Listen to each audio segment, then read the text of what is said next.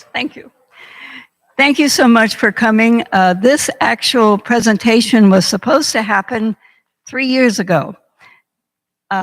In early 2020, I saw an article in the Modesto Bee about this issue, and I called the Bee actually to ask who I could have come and do a presentation for us, and he referred me to the Frobas. Now, I recognize their name because we had been in Michael together, the Modesto Institute of Continued Learning. I knew and respected them from there. And then they'd also been here to do a birding presentation. So anyway, I knew we had good people to contact, and we were all set to go sometime in the spring of 2020, or maybe we hadn't quite set the date yet, but then COVID stepped in. And I'm so glad that after it was all said and done, we could get back and let you come and hear about this topic, even though it's 3 years later, and there are still things to be discussed and happening. And these are the people who are in the know. So thank you for being here.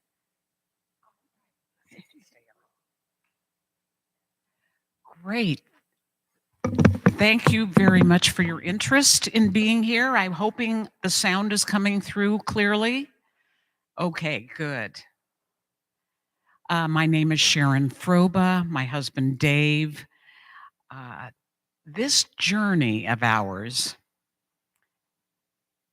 well, it came about in December of 2016 when I was deeply involved in organizing a mentoring program. I was anticipating speaking with my friend and colleague, Marianne Villalobos, some of you may know her, about the mentoring. She was interested in it. So she came to my house, and after we talked mentoring, there was sort of a pause in the conversation, and she said, you know, Sharon, I recently moved to a house on Princeton Avenue, and there was the strangest restriction on my home deed. And I said, strange? How? She said, racial. I said, oh, Marianne, I'm very interested. Please send me a copy of the restriction, you know, today, tomorrow, whenever. And when I received it the following day by email, I was shocked at the language. It reads as follows. And by the way, there are several copies of this restriction on the table there if you'd like to take one home. Normally, I carry them in my purse as well. My dental hygienist has one. All the doctors I see have one. And it reads as follows. No part of said real property shall be occupied by any person or persons not of the white or Caucasian race, or by any Mexican, Filipino, or Hindu, but household servants of bona fide residents upon said property shall not be deemed occupants thereof. Is anyone shocked out there? Maybe you're already familiar with this language. But this language is what started me on a journey.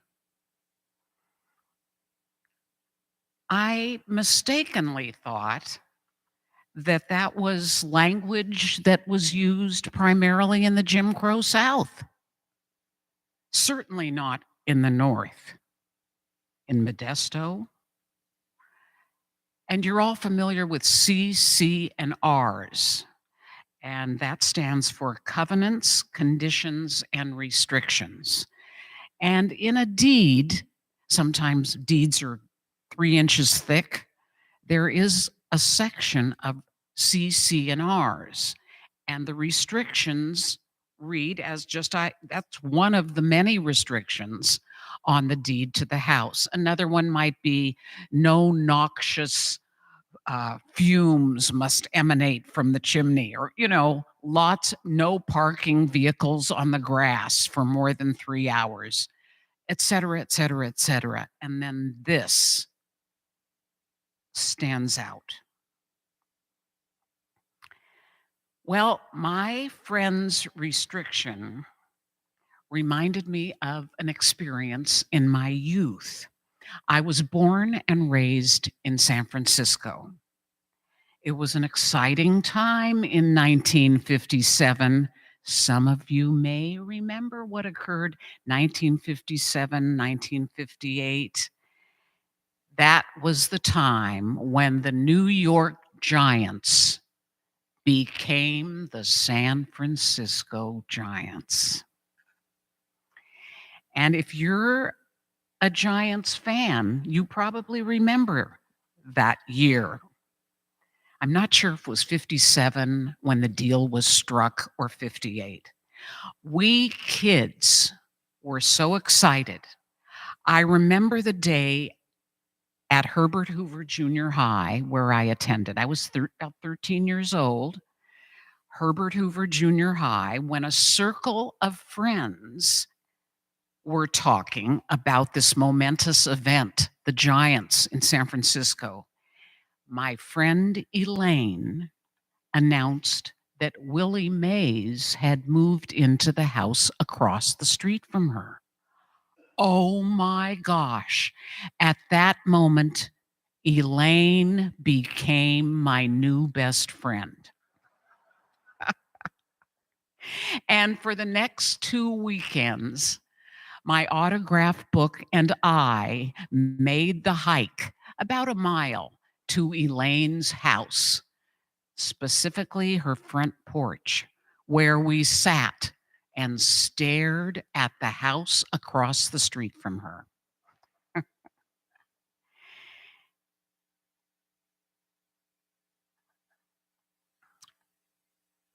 You maybe aren't familiar with Willie Mays.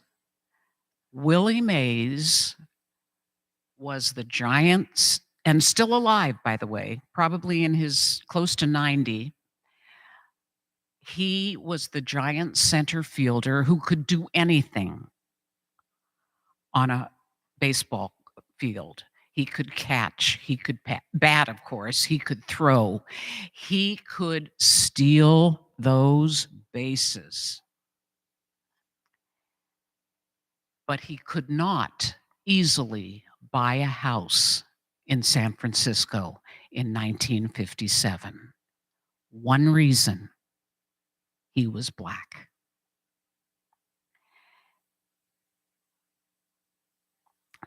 Even though my autograph book and I hung out on Elaine's front porch, we didn't see Willie. It never occurred to us to just go up the 32 stairs, ring the doorbell, and say, "Hello, we're from across the street. May we have Willie Mays' autograph?" It never occurred to us. I did hear many stories about him when I went to my high school reunion several years ago. Later, I went to every high school reunion, the 5-year one, the 10-year one, etc. And I pieced all those stories together. He was around 24 years old in 1957 when he and his wife, Marguerite, searched for a house in San Francisco. He had $37,000 cash, the asking price for the home on Mariloma Drive. The seller was reluctant, and he was also the builder of the home because several neighbors on Mariloma Drive signed a petition to keep Willie Mays out of the neighborhood. One reason: he was Black. When that tactic didn't work, 3 neighbors decided to pool their money together to buy the house before Willie Mays could. Well, that didn't work either. And finally, the mayor of San Francisco, George Christopher, He must have been so embarrassed by what was going on. He stepped in and offered the guest room of his home to Willie and Marguerite. Finally, probably because of the mayor's entrance into this fray, 175 Miraloma Drive was sold to Willie Mays. I looked up 175 Miraloma Drive recently on Zillow. $3 million for that home today. And Willie Mays paid the asking price, $37,000 in 1957. Well, thank goodness for the civil rights period. As a result, that kind of discrimination, what Willie Mays faced in 1957, became illegal in 1968. Dave will tell you more about that. The language needed to be removed in 1948, but that still meant that people could discriminate privately. That's what happened on Miraloma Drive with Willie's neighbors. They discriminated privately. Having a petition signed, that was still legal. People deciding to buy a house together, that was still legal.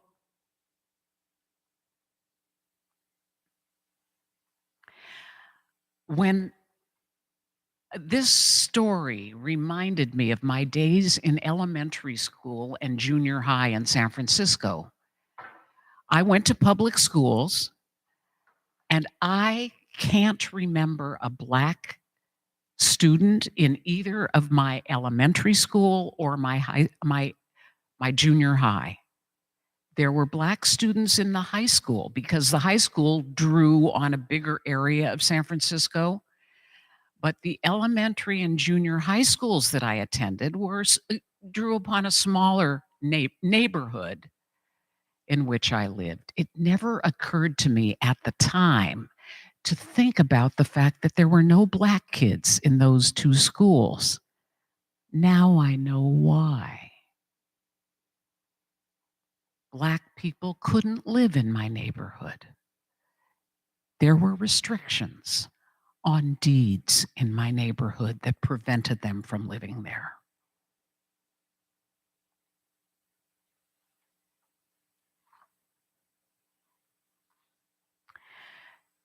Shortly after Marianne Villalobos gave me a copy of the restriction on her deed, I happened to hear an interview on NPR, Terry Gross's Fresh Air. Terry Gross was interviewing Richard Rothstein about his new book, The Color of Law. I was amazed at the coincidence. I mean, imagine I had just received that restriction and was wondering what to do with it and how to proceed. Voila. There was the answer on NPR. Richard Rothstein provided this forgotten history, as he calls it, forgotten. There was a book on the subject. Dave and I both read the book and learned that our government, through two New Deal policies in the 1930s, segregated our country. Our government segregated our country, not just in the South, in the North as well. De jure segregation, not de facto. The first of the two policies was the PWA, or the Public Works Administration. And this was after the stock market crash in the 1930s. People were out of work. People needed work. In 1933, the PWA worked to alleviate a housing shortage during the Depression and create jobs in construction. There were 47 projects. 17 were for Black occupants. So already the projects were segregated. The FHA, the Federal Housing Administration, was organized in 1934. It built massive housing subdivisions in suburbs. Suburbs were sort of a new thing in those days, and subsidized white people with low interest mortgages, not Black people, white people. Suburbs were initially for white people. Blacks were excluded. You may have heard of one of the early subdivisions called Levittown. It was located in Long Island, often referred to as one of the first suburbs, built in 1947. In 4 years, 17,447 homes, 725 square feet each, were built and sold for $7,000. Oh my gosh. With our housing problem in California, let's build 17,447 homes in a relatively short period of time. 12 houses per day. 12 houses per day. Let's do that. We need that. Whites only. Black GIs had to rent apartments, paying more in rent than whites paid in mortgages. Most white GIs paid either no down payment or a very small amount. Remember, this is after the war, 1947-48. Closer to home, no Black people were allowed to buy homes in Daly City and Westlake. You're all familiar with the early suburb of San Francisco, Daly City, Westlake. In their early days, Black people couldn't live there either. My cousin and her husband bought their home in Southern Hills. Southern Hills is above the Cow Palace in Daly City. They bought their home in 1963. It was a brand new, newly built home in 1963 for $28,000. Today, it's worth $1,100,000. A wonderful inheritance for my cousin's 2 sons.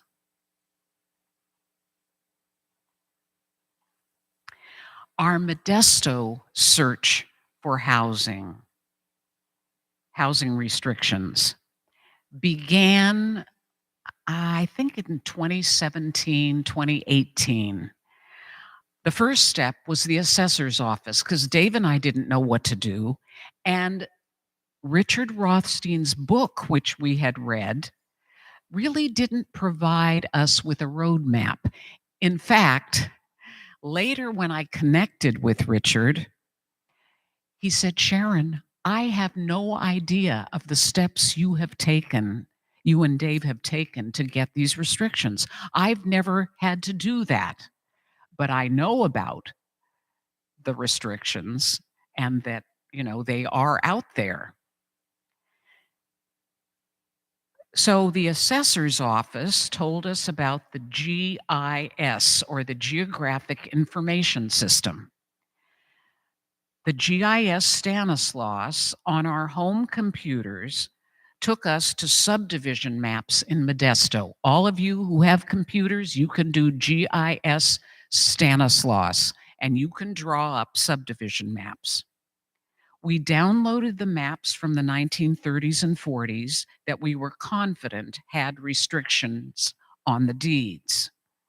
The next stop, with maps in hand, was the county clerk's office on I Street. We spent hours there. But each time we would leave with at least two restrictions. Two restrictions, each of which would represent a whole subdivision. And you know that subdivisions vary in size. There could be 10 houses in a subdivision or 310. There was no need to pay for these documents. We photographed them. Hooray for the cell phone. I created a spreadsheet. Dave highlighted the subdivisions with restrictions on a 1950 Modesto map, which you'll see on one of his slides.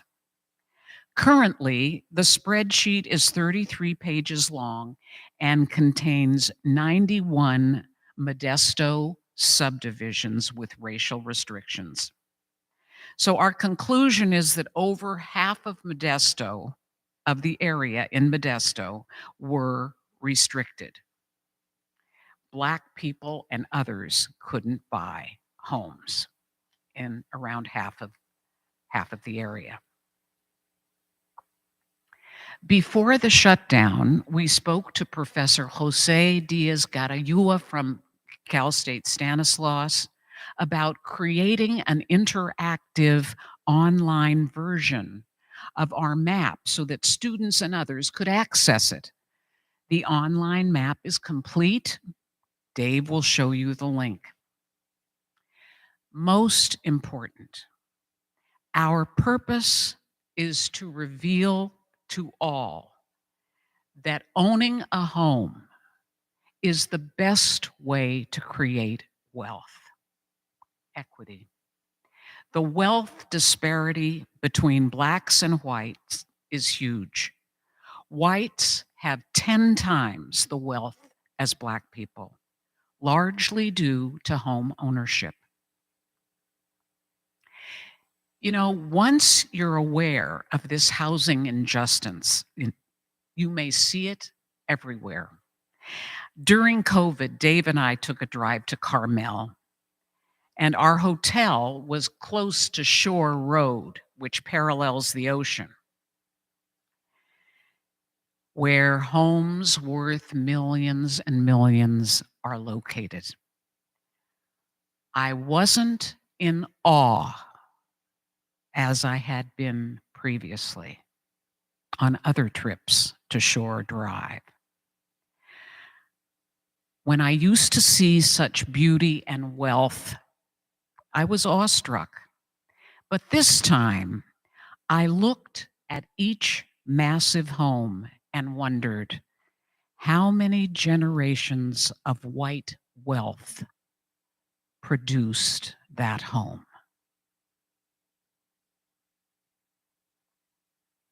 Our goal is to complete our work and to continue to inform the public about this injustice. You know, the junior college is very interested in our research, and they have attracted students in classes a couple of English teachers are teaching. And so the junior college has put together a series of workshops, the first of which is September 28th. I just have 2 handouts, and I promise to bring more and even posters. They're just not ready through the junior college yet. And though Richard Rothstein was invited to speak, he said to me, "You know, I'm 80 years old now." His second book was written with his daughter. So Leah will be coming to Modesto November 16th to speak about this injustice as well. Here's something that you could do the next time you read a book and would love to talk to the author. One afternoon, I thought, this was after we had read, I thought, I'm just going to send him an email. I found his email somehow. In 2 hours, he responded to my email, and he wanted a 3-way conversation with Dave and me. So the 3 of us talked, and that's when he told me that he had never really done this work that we had done. and he wanted to meet with us. A couple of months later, well, actually, it was right before the shutdown. It was February of 2020, because the shutdown was March, right? February of 2020, he called me and he said, "You know, Sharon, I don't really drive long distances anymore if I can avoid it. So I'm going to be taking the train to Fresno, but I'd like to stop in Modesto and see you. I have a gig in Fresno and I'll be spending the night there and doing my talk there. Could I possibly meet with you?" Oh, I was overjoyed. I said, "Of course." And I said, "We live fairly close to the train station. You just tell us when, we'll pick you up, come over for lunch." And I said, "By the way, who would you like to meet for lunch?" He said, "I want to meet the woman who first gave you the restriction, Mary Ann Villalobos."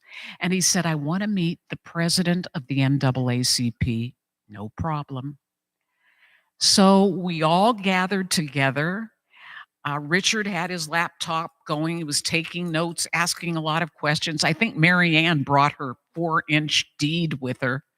We had a wonderful time and filled Richard in on a lot of information. And the rest is history. He has kept in touch with us, and Dave will show you what he's got on the overhead. Did I take too long? Yes. Okay. This is just to get the beginning. Pretty much speaks for itself. Next. Now, the reason why we're doing this is to to do away with what we've been taught in school. This is a section from the current textbook being used at Modesto High for social studies. And it describes blacks moving north. But after their arrival, African Americans found that there was racial discrimination in the North as well. Many African Americans face social and economic pressures that force them into segregated neighborhoods. This kind of segregation is known as de facto desegregation. Although not enforced by laws, de facto desegregation has some of the same effect on African Americans in northern cities as de jure segregation had on African Americans in the South.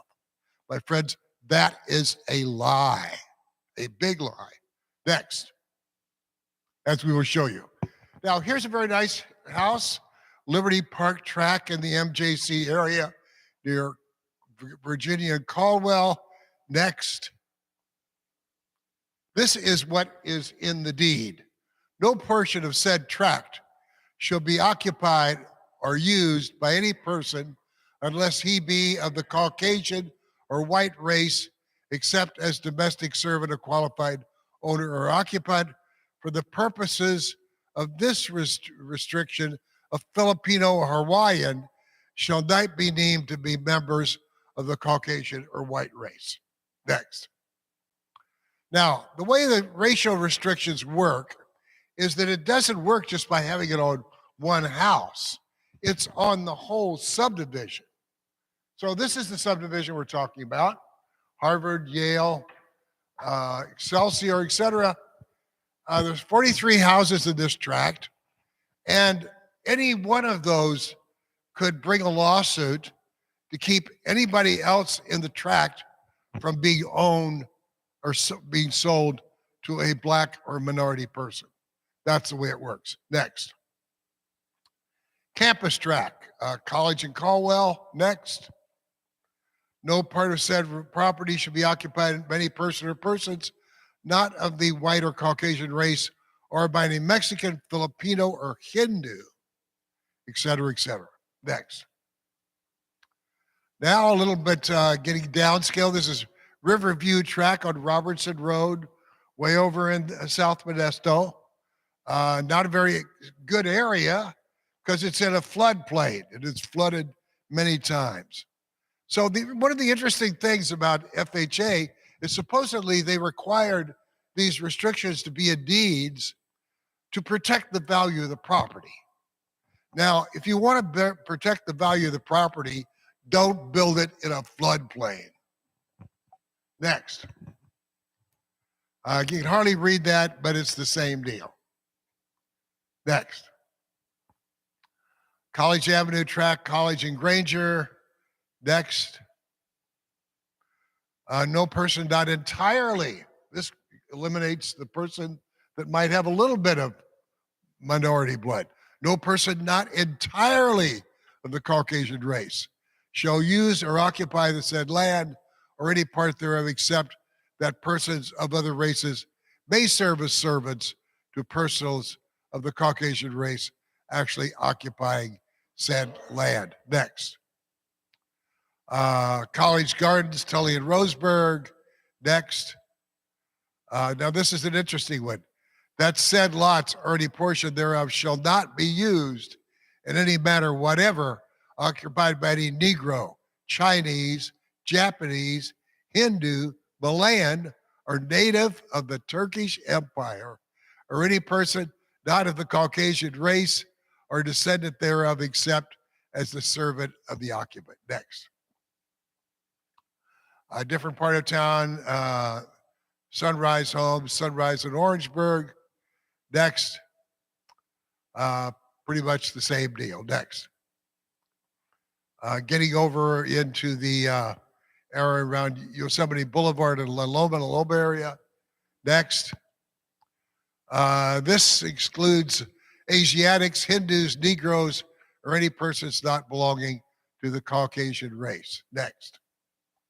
Now, so this is the bottom line is this. This is the map that we laboriously gathered data to support. Now you see the blue line, that is the city limits in 1947.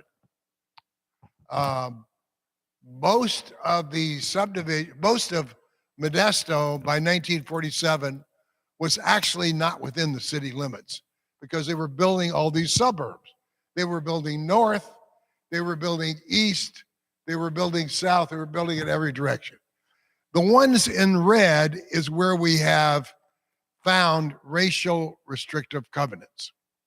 The ones in yellow, we're pretty sure they have racially restrictive covenants, but we have limited amateur skills of research and we haven't found them yet, but we're pretty for sure they're there.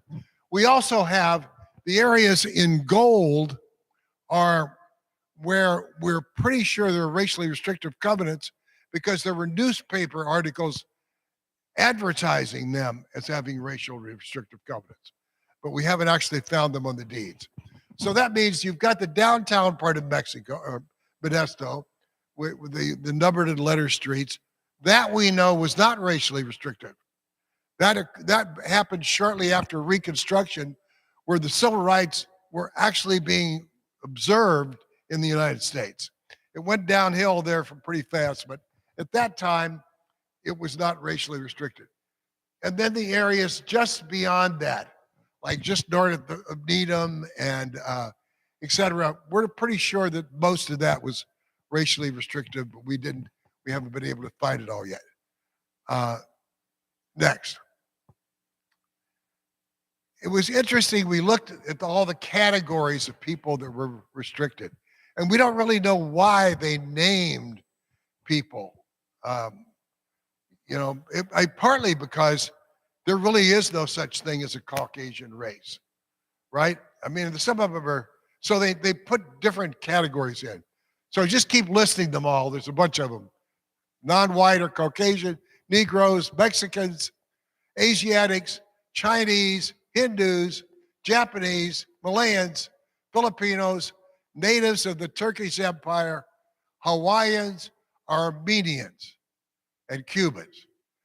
The most ridiculous, of course, is Armenians, because there's nobody more Caucasian than an Armenian, which is in the Caucasus. Next.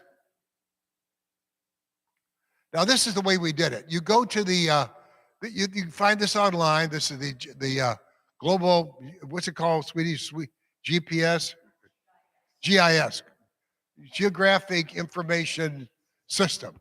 And it will give you in color code all of the subdivisions in every part of the country, actually. It's all color coded, easy to find. So you see the one we're looking at over there. It's got Stanford, Yale College. Next. So you open that up and it's got attachments. So let's see the attachment. Next. Here is the subdivision map connected with that subdivision. And you can see it's signed off by all the authorities. And down at the bottom, you can't see it very well. Down the lower left is a series of numbers which will lead you to the racially restricted covenants if you look hard enough. Next. So that's what you could do. You can go to that website to find the racially restrictive covenant map that Dr. Gadayua did. If you just want to remember, just go to Stan State RRC for racially restrictive covenant. It will come up and you can look there and see if you live in a house that's got a racially restrictive covenant. Next. This all began to go down in 1948 when Thurgood Marshall argued the case of Shelley v. Kramer, which did away with these racially restrictive covenants. And Thurgood Marshall, who also argued the important case that we all know about, Brown versus Board of Education, said that Shelley v. Kramer was more important than Brown versus Board of Education, because if you can desegregate neighborhoods, you desegregate the schools, maybe sometimes you desegregate the churches, you desegregate the stores, you desegregate everything. So he was more proud of this decision than all the rest that he did. Next. Now, between 1948 and 1968, it was still completely legal to refuse to sell your house to a black person on an individual basis. The reason that the racially restrictive covenants were knocked down is because it required the government to be involved to enforce them. But you could still personally do it. And the most important thing, it was still legal for the Realtors Association to discriminate. As a matter of fact, until 1968, it was considered unethical for a real estate person to sell you a house or to sell your house to a black person. Unethical. That's a great picture there. LBJ, one of my favorites, despite all the bad things he did. And there's Thurgood Marshall over to the left or to the right on your screen. Next. Now, this is some of our ongoing research. This was a newspaper article in 1918 before the Modesto Bee existed. And this is a little hard to read, but I'll read it for you. This was a housing subdivision called College Side Company. And if you look at the little map down in the bottom there, that's area right around Modesto High. And he says, College Side, a restrictive residence district, all capital letters, protects your investment and assures you of a community of desirable neighbors and modern homes. Don't you wish that you could get a guarantee of desirable neighbors? Of course, the desirable neighbors might not have been so desirable. They might have played their music all night long and parked all their cars in the front yard and baked meth in the basement, but they were white. So that was what they were trying to say. But we haven't been able to find it on the deed yet. Next. So here is an example of one of the things that was happening.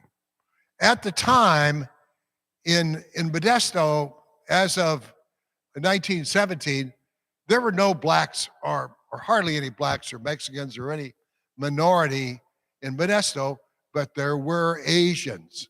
The first discrimination was against Asians. And so up until 1917, you could actually discriminate by saying, this part of town, only white people can live. This part of town, other people can live. You could actually racially restrict on the basis of zoning. That went down. So that's when they started putting in the racially restrictive covenants. Now, if you see down where Modesto High is, you can see an orange area, and that was one of the first areas we believe were restricted, and it was because Chinatown was right in the southernmost part of town between the railroad tracks, south of the railroad tracks, and south of 8th Street. So they wanted to when they put the high school in, they wanted some nice homes, and they didn't want any Chinese people. So they put in these racially restrictive covenants. Next.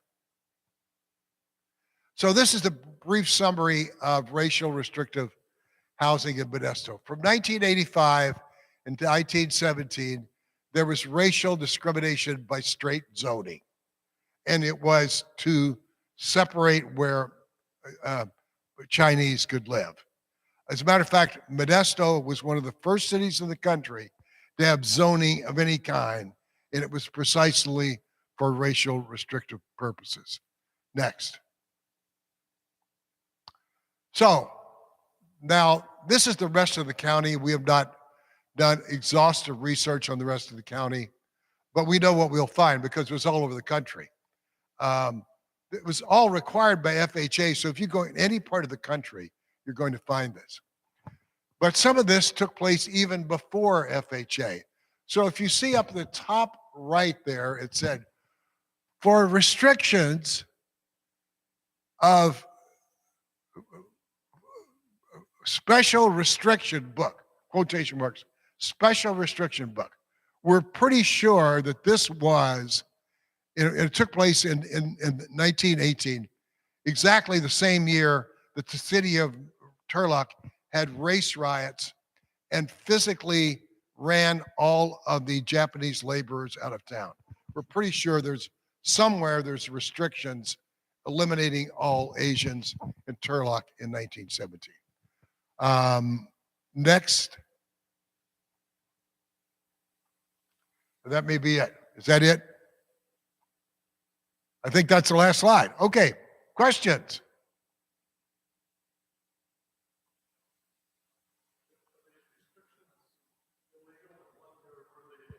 They were made illegal in 1948, but they're still on your deed.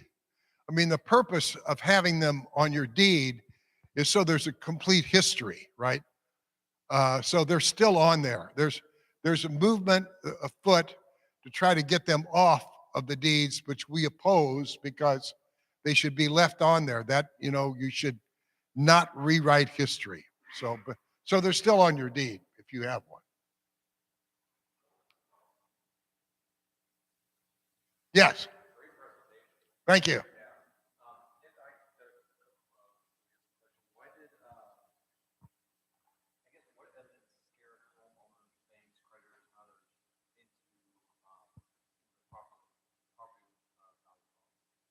How's that again?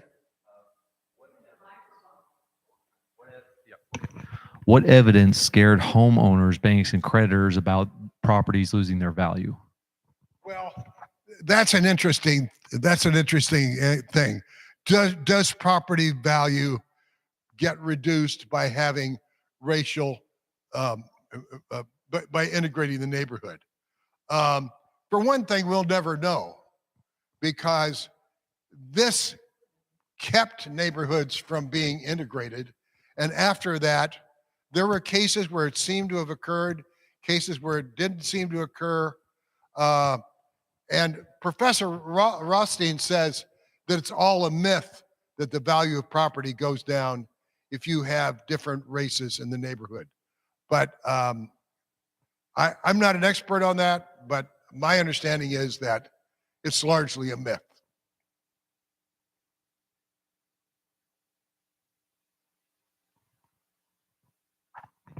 Uh, it's my understanding that this came through, like the city made these determinations when the, okay, but when the property was developed, how did it get onto the deed is what, Okay, good. Thank you. Yes. Well, the way it works is even pretty much the same now as it was then. A developer buys a piece of property, or the owner develops the property, and they then have to go through a series of things. They have to get it zoned for houses. They then have to put in all the infrastructure and get approval from the police and the fire and the planning department and a whole bunch of things. Once they get down, and then they get the deed, the subdivision recorded, then they can actually start to build houses.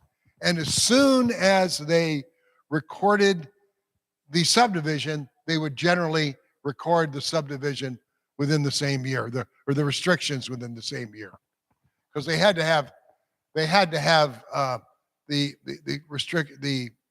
subdivision legally created before they could put the restrictions on there. And that meant anybody that moved in there was bound by it. It's still that way, right? I had a problem with the neighbor that was going to put his RV in his front yard, basically. And I said, you know, you really can't do that. It's in the CCRs that you can't do that. He says, oh, they don't count for anything. And I said, what? I'm a lawyer. You hire a lawyer. Your lawyer is going to charge you $1,000 to tell you that I was right. So save yourself some money. So it still works basically the same way, but for, you know, good or bad reasons. You could have good restrictions and bad restrictions.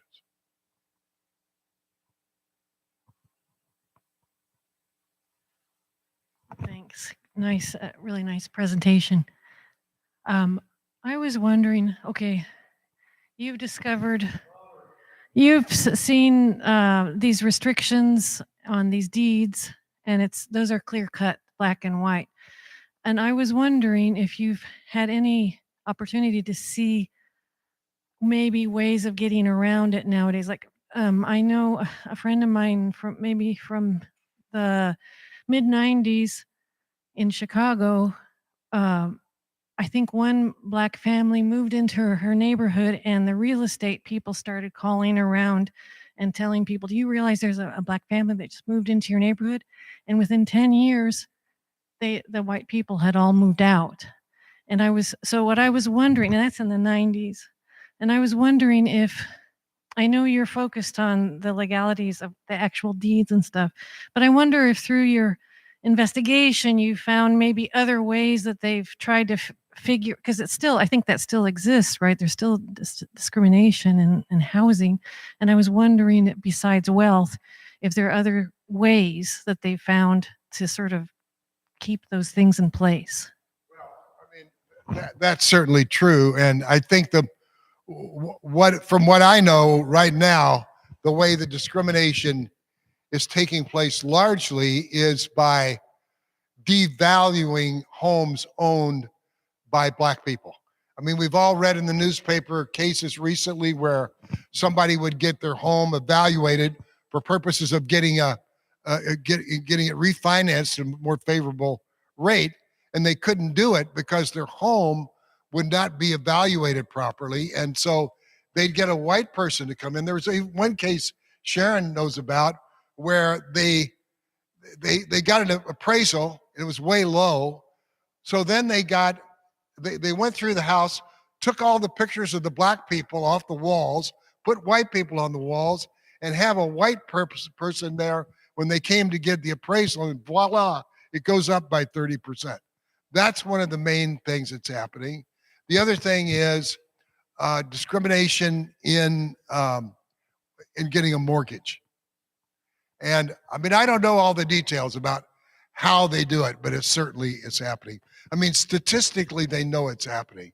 Statistically, they know if you're black with comparable income and credit rating and everything, you will have a more difficult time getting a mortgage than if you're white. And I mean, that's just statistically true. How that's happening, I'm not in a position to know. Jim, birthday boy. So, as many of you may know, the Wolverine Real Estate was run by Potoshnik, Knutson Brothers. They were members, they were part of the founders of the Modesto Peace Life Center. And they did not participate, as far as we understand, in this restrictive because they were not discriminatory. They believed in peace and justice. And so I've heard tales of this, and in their writings that I can barely find, they were strongly anti-discriminatory. But it's hard to find out information. Through the grapevine, we heard that actually some of the members of that realty group did a demonstration, a sit-in in downtown Modesto in the 50s, or maybe 60s. The date's obscure, but they actually actively protested, I think, to some kind of discriminatory practice. Now, I have no documentation for that. But anyway, I was wondering, in your travels around the realty world, did you find out any more information about Wolverine and how they functioned during those times? Yes, yes. When we were searching for a house, we wanted to go with Wolverine because we'd heard such positive things about them. And but I really don't remember. I don't remember anything more specific. I know Julie Tenbrink's father was one of the. Yeah. Yes. Yeah, Howard Tenbrink. And pardon me? Yes.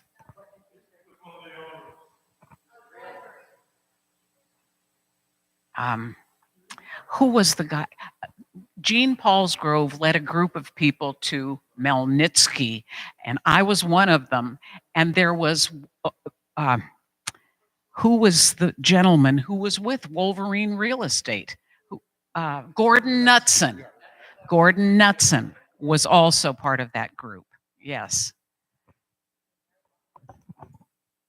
Yeah, I mean they were, I mean they were real heroes because not only were they taking affirmative action to do something about discrimination, they hit right at the place where it needed to be done, and it was difficult, but they were courageous. And I mean they said, I mean you can imagine if you're going to be selling houses to black people in Modesto, you're going to lose a lot of customers, and they were willing to do it. I heard when we were first starting this research that Wolverine Real Estate had a black secretary, and Gordon Knutson wanted to be sure she was out in front of all the other secretaries or whatever else was going on in that front room. I tried to find her. Nobody seemed to know her name. I wanted to find that woman just to hear her stories. Couldn't. Does anyone happen to know? Somebody said her name was Mildred, but no last name. And I even looked through a scrapbook that one of the, I can't think of his name either, had of all about Wolverine's history. And I couldn't determine, there wasn't a photo of her. So I failed. But I want, before any of you leave, if you're at all interested in seeing the spreadsheet, did I know how to write a spreadsheet? No, but I just sort of did it. Help yourself to look at it. And then if you want a copy of that restriction, I made several copies of it. This is what's going on with the junior college starting September 28th. There will be a series of 7 different presentations, ending with The Color of Law and Richard Rothstein's co-writer of his second book, Just Action. Just Action is supposed to be how to overcome the the discrimination that is presented in The Color of Law. And also, if any of you want to follow up with that history book that every high school book room has hundreds of copies of, it was copywritten in 2019. It's not an old textbook, and it's $99 from what I understood. If any of you would be interested in looking through it, I'm sure you could get a copy of it at any book room. It's unfair. It lies to kids. An example of a lie is on the